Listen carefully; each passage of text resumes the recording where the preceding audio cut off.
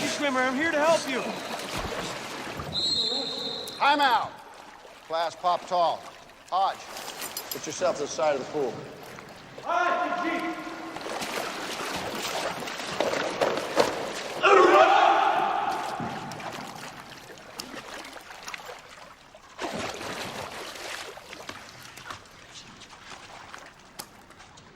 Easy, Chief. Guess it was a lucky punch. Hodge! You stay right there.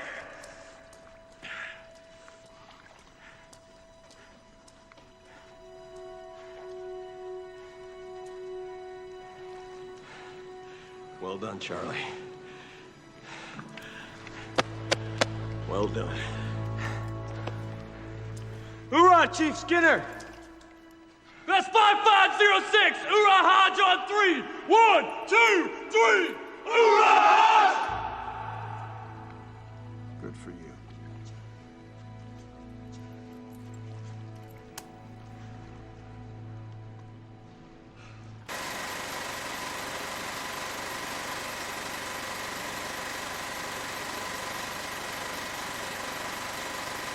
I want to ask you a few things. First of all, I want to say I'm happy you didn't give up acting in 2001, because, you know, think about all the things that would have, you know, and boy, do we have Graham Yost to thank for kind of helping you out along the way. We all should have a Graham Yost in our lives, Neal.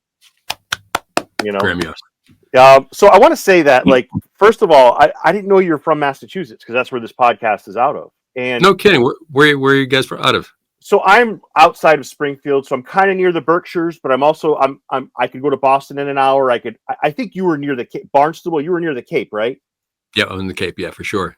So I was born in Dorchester, and then at a young age, my parents left the city and moved to Cape Cod and bought a little mom and pop motel in Hyannis. And so me and my siblings, we grew up in that motel. So since I was 2 until I was 25. Wow, it's so awesome because it's such a small place. Because I feel like all my guests recently have been from Massachusetts. When I saw that, I was like, this is excellent. Massachusetts is repping itself. So I wanted to say, as far as ability goes, you are, and you mentioned this on a great interview I saw today. I wish I remembered the interviewer's name. He did a marvelous job. You remind me a lot in your ways of Newman, like the way you kind of look, the way you guys have some similar things. Am I the first person to tell you that? I'm guessing I'm not. No. I mean, when I was a kid, my brother Gerard and I snuck into the cinema in Hyannis, and I saw The Sting, and I was like, "Ooh, who's this guy? This is really." I must have been 6 or 7 years old at the time, and it was just kind of this mind blowing thing. I'm like, "Oh, that guy looks really cool," and it didn't set into me till later. I'm like, oh, when I started doing theater in high school at Barnstable High School. Thank you, John Sullivan, if you're listening. That I was like, oh, you know what? There's so many similarities to Paul Newman and myself, not just physically, but there's just something about him that I really like. And you know, him being such a family guy and all about his family. And, when talking about Joanne Woodward, and goes, why go out and have a hamburger when I've got a steak at home?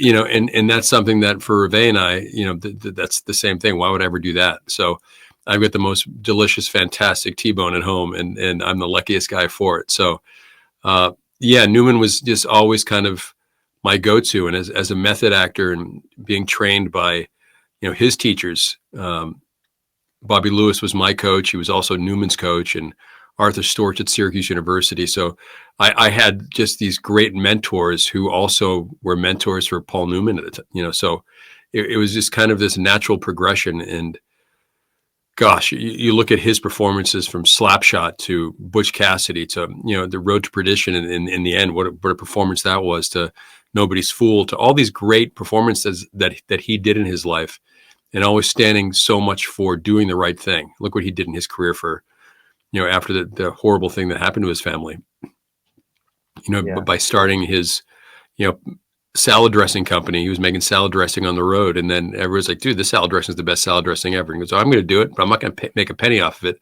I'm going to give it all away to a certain charity. And then, I can't go to a supermarket and not buy Newman's Own. I can't. It's just what I buy. And it's kind of my tie to Paul Newman. And I've always just, he's been my guy my whole life. That and I met him once, and it was just kind of like, wow, just the coolest, nicest human being. And I was so blessed to meet him that one time. Yeah. So you mentioned your wife, and the surprise to me, Neal, is not that you will not kiss somebody else. You're very faithful to your wife, and it's you've heard this 1,000 times. It's the fact that people are shocked by your conviction. That's the surprise for me. It's not that you remain fiercely loyal to your wife. It's that people are stunned, like, oh my God, like, I don't know. Is it? I just says it's something about society, I guess, that like they're stunned by somebody's conviction and that they're fiercely loyal. But nobody's shocked outside of Hollywood. Nobody. Yeah, so it drives me kind of bonkers. It's like, now here we are, and then I had to be a villain for the last 25 years or 20 years or so, because I won't do certain things, as we know. And I got crucified for that, and then lost everything, and just became this, booze hound for a couple of years. And it was hard. And I hid it as much as I could, but I wouldn't go out in public. I wouldn't talk to anybody. I pushed everybody away, including everything, including him. And then when I realized that I was making it all about me, one day when I said, God, why have you forgotten about me? And it just crippled me. I crumbled to the floor, and Reve was there. And it was that second I realized that I was making all these problems about me and not putting family first, me second, not putting God first, me second. And then Reve dragged my sorry butt back to church at St. Brendan's in Los Angeles at Hancock Park. And, I would go there daily, and I still try to go to a church, or mosque, or a temple every day just to say thanks, because, being crucified is actually kind of a good thing, not while you're doing it. And it's really hard, but it's something that you can truly build your foundation back up upon. And he gave me a shot at, Graham Yost and John Avnet after 2 years, when they called me and they said, you want to be the bad guy in the first episode of the season of Justified? I said, yes, please, please, please. And for me, Darek, it was my shot back at the title. I was stuck, and I did a couple little things during it, but they were just horrible, terrible, because I had nothing. And to get a shot back at the title after the first take, the first day, Avnet and Graham came up to me and said, you came here with the design of being the villain for the whole year, didn't you? I'm like, yes, I did. And I want to be the villain. And he goes, all right, you got it. And then after that season on Justified, the awards that we won and all the other stuff, and all of a sudden I was back. And at that point forward, I never wanted to go back into that direction. So I had to play villains. I had to. And with 5 amazing kids and a wife and a life, I had to play the villains for everything. Now, in the last 4 or 5 years, we made a decision to start doing our own films. And along with the great Angel Studios, they gave me a shot to do films the way that I've always wanted to do them. The Last Rodeo is a Paul Newman movie. There's just no question about it. It's a Clint Eastwood movie. These are the films that I loved as a kid. And I get to do these now alongside my wife. And this is the first time I've been the hero in a movie ever. And, a major motion picture. And I get to kiss the girl in the end. And that girl I get to kiss is none other than my wife, Reve, which took me about 20 takes that day. I'll guarantee you that. Our daughter London was on the set and said, Dad, this is getting gross. I'm like, shh. Let me enjoy my day. So I have a lot of. Go ahead. I'm sorry. No. So I'm enjoying where I am right now. That's for darn sure. He has blessed me beyond belief to have, and our 5 kids are in the movie for extras or work in the stunt department and craft service or working whatever. And that all the kids want to grow up and be in the business that mom and dad are doing is such a great compliment especially to Reve, who, look, she takes care of 5 kids when I'm on the road. She manages my career. I don't have an agent or any other manager. It's Reve and my lawyer, Stuart Rosenthal, that I've had for 30 years. She's also, the love of my life and my best friend. And now she gets to act alongside me in the Last Rodeo. And, the whole inspiration for this film was what would happen to me if anything ever happened to Reve. And that's where it started from. So this is a very personal journey for me in the Last Rodeo. Joe Wainwright is really Neal McDonough. When I went through all those hard things, Joe went through a lot of hard things. And finally we came out the other end of it, and Joe Wainwright comes out the other end of it through faith and family. And I love that we get to write films and make films that talk to the heartland of America and what makes America great. And that's faith in ourselves and the family, and working hard and making the best family we can make. Yeah, that's an awesome answer. I have a few things before we get to Last Rodeo, but I wanted to ask you, I know you have an affinity, I hope, for Warren Zevon, correct? Am I correct? Oh, good. So good. So I want to tell you, Go ahead. I'm sorry. Zevon is, my brother Bob, and I was probably like 12 or 13 years old, and he played me this one song, and then I was stuck. He goes, "This is you," and the song is called "Excitable Boy." And after that, I became a Zevon fan, and it's just he was just an amazing storyteller. Yeah, the one thing that I think about that he said, outside of being this tremendous artist, the vocal artist, Neal, he said a quote that I think of every day of my life when I get up. I swear to God, I'm not even exaggerating. When he's on Letterman, he's got terminal cancer, right? He's on Letterman. Letterman asks him, like, what can you, because you're in a position you are, what can you tell me that I might not know in life? He looks at him and he says, enjoy every sandwich. Like, I can't, Neal, I'm surprised I got that out, but what an extraordinary, wonderful man. And I don't want to get too off topic. But Darek, it's true. We forget to enjoy things. If you just realize that your feet are planted right now and you're still breathing, that's a gift. That's a monumental gift. Then you're not making things about, okay, what stuff do I need? It's how can I share my love with others? Not what can I get out of life? What can I give back to life? And that's something that, Joe Wainwright goes through. I went through. Every single dude on this planet goes through, and woman too. We all go through those thoughts. Once you start making it about collecting things, it's a lonely. You can't take all the collections with you. But when you make it about loving other people and serving other people and being a servant, family first, me second, God first, me second. Once you live by those tenets, man, life is just so much less stressful, so much more enjoyable. And you don't get so upset when some dude cuts you off in traffic. You don't get upset when your Starbucks isn't just perfect the way you always need it to be. Gosh, now maybe the barista's having a hard day that day. Don't worry. Don't sweat it so hard. Just be more accommodating to humanity. So the films that we make, and we get to the McDonough company gets to make them with Angel Studios, they don't preach to just one type of people. They don't really preach. That's not even the right word, but we want to make films that Christians, Jews, agnostics, Muslims, Buddhists, whatever, cow worshipers, whatever you are, I want you to go to our films and say, wow, that was not only an uplifting film, but it just called me out to be the better version of me. That's what movies used to be when I was a kid. I look at The Cowboys, my favorite film when I was a kid. I loved watching John Wayne overcome certain situations and stand by his family no matter what. And he pays for it in the end, but he stood doing the right thing. I love films like that. And now I get to make these films. My gosh, I'm a very blessed dude. Yeah, not bad for bananas. No, not bad at all. I have one quick question before we hop into the Last Rodeo, and I want to piggyback on your family thing in a second. I want to say one of your favorite roles for me that I wish more interviewers would bring up to you. It's one of the and I got so psyched when you were talking. I was watching this interview you did. You were talking about Costner and you were going back to that baseball movie he did, where you talk about clearing the mechanism.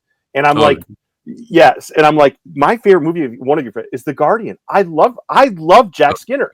I'm gonna push you a little bit, Neal. I think you're a good guy in that movie. I feel like totally. Yeah, so 100%. Like you're teaching him how to. That movie is one of the best movies that I feel like deserves so much more credit than it's getting. People love it, but I feel like it's should be like renowned for just being this wonderful. Costner was so awesome in that movie. He was so dialed in, and I love Kevin for so many reasons. When we were doing, we both played baseball at a pretty high level, and during lunch we would take batting practice at LSU and just sit in the cage hitting balls, talking about life, and it was just one of those phenomenal experiences in my life. And to learn from Kevin, to see how he works on a set and how he conducts himself as a man on set and as a leader, he really is just incredible. And then to get to work with him again in Yellowstone, man, that was fun. Yeah. Do you regard The Guardian as one of your I don't want to say favorites, but a movie that you're I'm sure you're proud of a lot of your work, but like I just feel like I was so proud of it. Andy Davis doesn't get the credit that he deserves, directing that film. I thought it was kind of perfect from top to bottom. And it was, look at all the performances all the way across. It was just one of those really, and so many people come to me and say my favorite film was The Guardian, and I love that. I'm very, very proud of that movie. Yeah. So I want to get into this wonderful The Last Rodeo. So like you were talking about family, and I'm thinking, because I love what Angel Studios does, right? Do you feel like we've lost sight of family? And I love how you're talking about like how we treat each other. Maybe that barista had a bad day. I feel like it is all about, let me get my coffee, let me get my donut, to hell with you. And I feel like we've lost sight of the family dynamic. I feel like that's something in the last year that maybe hopefully more focus has been put on. But like, I don't know. I just feel like. Well, how often do you get to go to the movies now with the whole family? Yeah. You bring the kids to cartoon movies, animated films, but they're really for the kids. And it's a time for me as a dad to have a good nap. That's the best part. I love going to kids films because of that. Sorry, it's out of the bag. I just said it. But they're really not for adults, or for a whole family. The parents get whatever. But then the other films on the other side, you can't bring your kids to because they're always so pushing the envelope for pushing the envelope's sake. I don't know why that is even a sake. I don't even know why that's part of it. Or they're just massive explosions, and I'm like, oh my gosh, this is just one explosion after another that doesn't make sense. I don't need to see that. So when I was a kid, you could go to the movie theaters and see films that, I go back to Paul Newman again. I go back to all of his stuff. Like in The Hustler, there he was sitting in the bed with the girl, and they're flirting with each other. And just about before they get intimate, he pulls the French windows closed. You know what was about to happen. You don't need to see it, right? You don't need to see a 58-year-old guy doing all that stuff. You don't need it. You just really don't. So, I loved those films, and they were just different. You could bring the whole family to a movie and watch it. It's changed. Hollywood has made such darker agenda films, and I'm a culprit of being part of a lot of them because I got to make a living too. Right. But now slowly, Reve and I are about to produce our 11th film. That's crazy. It's crazy. And we're doing it for his glory. But we're not just making faith-based films. We're making good movies. That's what we want to do. We want to make a good movie that at the end of the film, like I said, it's uplifting. You feel good about yourself, but you're also challenged a bit. What can I do to be better? What can I do to make the world a better place? What can I do to be a better husband or a better daughter or a better whatever? That's what I love about the power of cinema. It can actually change lives. And if you're doing it correctly, that's an important thing to do. Yeah. Can I tell you, Neal, that the last rodeo reminds me a little bit of, do you remember the guy you worked with on Tulsa King? His last Rocky movie, Rocky Balboa, was about a guy that wanted one more fight, dusted it off. Kind of reminds me a little bit of your character, Wainwright. I just feel like he's doing this, he's dusting it off, and there's something very sports movie about this, but very much like also all the other elements you're talking. Family, super watchable, all those other things. Well, Rocky, there's no real swears in Rocky. You can bring the whole family. I saw Rocky in the cinema when I was probably, I was 10 years old with the whole family, and what was Rocky? What was it really about? It was really a love story. It's about, I'm going to prove to my girl that I'm worth it. I'm going to get that dog. I'm going to get Butkus. I'm going to prove to her that I'm worthy of her. I might not be the smartest, best looking, sharpest guy in the world, but man, I love this girl, and I'm going to make sure Adrian believes in me. And I can't watch Rocky in the ending and not get choked up, because the movie is about standing up for your wife, standing up for your family, standing up for those core values, standing up for Paulie, standing up for all this stuff. That's what I love so much about Rocky. Yeah, the boxing sequences are fantastic. Go to the Last Rodeo. The rodeo sequences are unbelievable. You feel like you're at a PBR event because Sean Gleason, the CEO of PBR, said, use my bulls, use the riders. You can use their real names. That never happens in sport movies. So you really feel like you're at a PBR event. But really what it's about, it's a relationship between a father and a daughter. And how can we fix and patch this thing back up? We fix it up by hard work and faith. And that's what Rocky was. And that's what this is. And I was just texting with Sylvester Stallone. We worked together obviously on Tulsa King. And the first time I met him, I said, I just completed a film that's my Rocky. It's Rocky on a bull. And he was just so touched by it. And I've showed him some of the trailers, and he's like, he's so proud of what Reve and I have done, because there's a thematic similarity between those two films that I wouldn't be where I am today without Sylvester Stallone. So many filmmakers wouldn't be here with us. Here's a guy who was an absolute nobody, who had to sell his dog to do, when they offered him money and they said, we'll do your film, but you're not playing Rocky. Well, then I'm not giving it to you. $300,000 back in 1975 was a boatload of money. So he stood by his guns, and they finally acquiesced, and he became Rocky, and that's all she wrote. And then he bought his dog back. I think he sold the dog for was it $50, and he gave $15,000 back to the new owner of it a year later and said, "I need my dog back." Yeah. And Stallone is one of the most gracious, amazing. His wife's always on set. His daughters are always around. He's a family guy, and like our house in the McDonoughs, it's family first, me second, God first, me second, and Stallone's the same way. And it's not by luck that he's one of the most successful men in the history of Hollywood. Yeah. You bring something up that's really important, like the fact that it is a love story. The fact that he loses his wife, but that was his wife, and he spends the rest of his life without her. But knowing he loved, it reminds me very much of my mom when she lost my dad. She never went to go see. She loved my dad, and that's just kind of how it is. And the Last Rodeo, I got to tell you, what a way of life these guys have. Like, it's almost like when I watch football, I'm like, somebody's getting crushed. This is even hard. This is harder. Like, this is a hard. Oh. Never mind this guy getting back up on the saddle after, like, this is the hardest sport. I can't think of anything harder. I can't. To get on the back of a 2,000-pound beast, that their job is to kick you off and crush you. Why would you do it?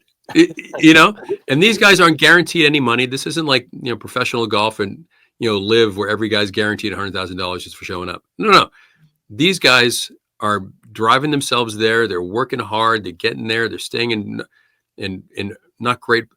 They work so hard. But the great thing about PBR is every event starts with a prayer. That doesn't happen in any other sport. And every time someone gets on a bull, everyone in the stadium has a positive thought of, gosh, I hope this rider makes it to 8 seconds because it's so exciting to see a guy get to 8 seconds. So the whole fan base is rooting for him. Where you go to any other event, half of the fan base hates the other half. And they're wishing ill will towards every player. Crush him, kill him, knock him to the ground. Where here, each rider, if they fall and they need help up, they're there to help each other. They'll pat each other in the back. Hey, that's okay. You'll get him next time. If they give an 8-second ride, they're the first one in to high five each other. No other athletes do that.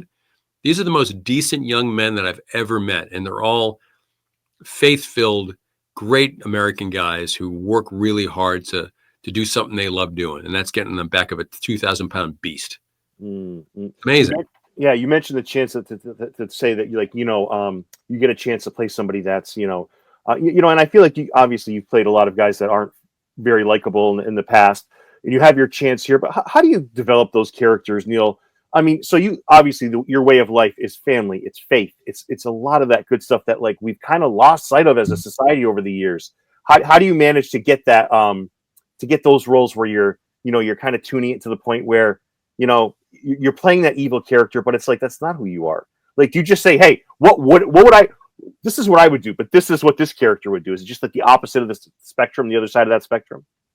I don't really understand that question so much. So in other words, you live your life as a faith-based, you're a family guy, right? You're this. I think there's similarities between you and the person we're seeing in the Last Rodeo. Many of your other characters have been on the other side of that spectrum.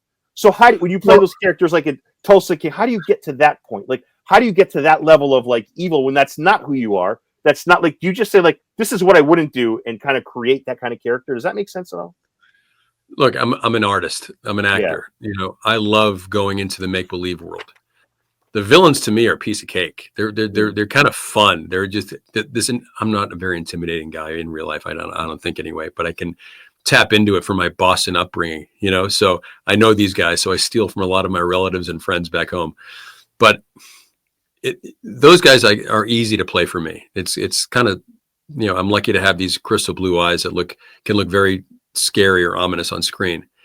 But when I play their heroes like Buck Compton or Wyatt Kane from Tin Man, or now playing Joe Wainwright in The Last Rodeo, these guys are me. So I have to dredge up real life emotions of personal things that have happened to me to get to the character's truth. That's hard. Because it's hard, and it's hard to kind of walk away from it because I can't watch Band of Brothers because I'll just break down. It's because my character is going to have a breakdown, so I live with it. And for Joe Wainwright, we saw it a couple nights ago in Dallas for the USA Film Festival, and every 2 or 3 minutes I'm getting choked up, and Hervé's just elbowing me, "Stop crying, you gotta stop." You're in a packed house. You can't cry. But it's hard for me because I'm looking at me and every time I see that thing, I know exactly the thought process I had at that moment, which brings me to that piece of pain that I had to go through in my personal life. So it's hard, watching. I don't really watch anything that I do because I don't really want to relive what I went through with my thought process on that day, because it's psychoanalysis without anyone helping me out. It's just you going through, diving into your old emotions that some of them you're not so proud of. Some of them are just hurt so much to even think about. And me as an emotional actor guy, it's tough. And Joe Wainwright is as close to Neal McDonough as I've ever played on screen. Yeah, that's kind of what I was getting at. So thank you for that. Two last questions, and I appreciate all this time. I'm so happy John Avnet directed this movie. Like, I'm so thrilled. Like, I'm going to tell you my favorite movie of his is also a Kevin Costner movie. The War is a phenomenal movie. How are we not talking about that? If I talk to John, I'm going to say that's a wonderful movie. But anyway, I have been blessed to work with some of the greatest directors in the history of Hollywood. That's a fact. They all pale to John Avnet. John Avnet, from Boomtown, allowing me to, Jimmy Smits was supposed to be my character, and he bailed out in the 11th hour. And Steven Spielberg said, use Neal McDonough. And Avnet's like, who's Neal McDonough? So I went into his office and I auditioned. He's like, oh my gosh, yeah, you're the guy.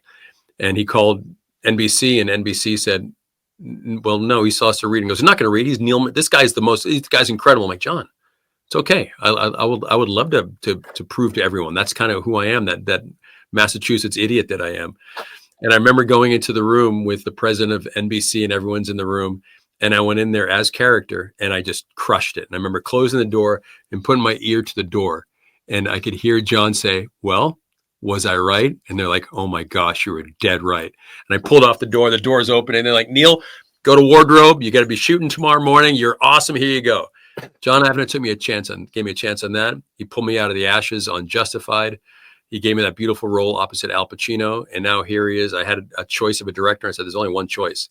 If he'll do it, I would love the maestro. And that's John Avnet. And I'm so grateful that John said yes, because he crushed it. There's an $8.5 million film that looks like a $50 million major studio film. Yes, he killed it. Yes, sir. Spielberg's always had your back. I feel like he said, this guy's always said great things about you in every interview I've ever seen. But my last thing for you is, how can we keep this train going? Like, I love the rapport that you and Angel Studios have. I love the fact that they bring in this A+ director. They've got you on board. They've got some great writing, some actors. It's just a wonderful recipe. How can we keep this train going where we have movies where you can bring everybody, like where I'm not falling asleep at something that's animated and I have no interest in, where I can enjoy the same movie my kids are enjoying, and we could talk about it on the way home or at a restaurant or over a burger, wherever. How do we keep this going? Pretty simple. You got to go to the movie theater. You got to buy tickets for your whole family, buy tickets for friends, go and be part of the Angel Guild. Once you become part of the Angel Guild, you get 2 free tickets. You can send tickets to people that you don't think have enough money to buy tickets, because movies aren't cheap. But when a whole family goes to the theater and supports films like this, it tells Hollywood, stop making just dark stuff that I can't bring the family to. I have to cover my kids' ears and eyes at certain points during a film. And it's just embarrassing. And I don't want to make any films like that. Angel's allowing me to make films the way that I think that the heartland of America wants to go and see a film. Really about the what makes America great. And that's family and faith. If you love these films, if you want to see more Last Rodeos, then it's a simple answer. You got to go to the cinema, not just wait till it comes out on video. You got to go into a movie theater, buy tickets. And let me tell you this, you won't regret it. I guarantee you this, and when you go to see The Last Rodeo, you're going to come out of there feeling a lot better about yourself. And if I'm wrong, email me and I'll send you your money for your tickets back. That's not a joke. This movie is a movie that's going to change the way Hollywood thinks about making movies. Yeah, and this is a must-see at the theater. It's a night and day experience between the big screen and the small screen. Neal, forever a fan. I thank you for this time. Thank you for your patience and your kindness and everything you've done over the years. You're a good guy, and thank you for this. Go Celtics. Thanks, Darek.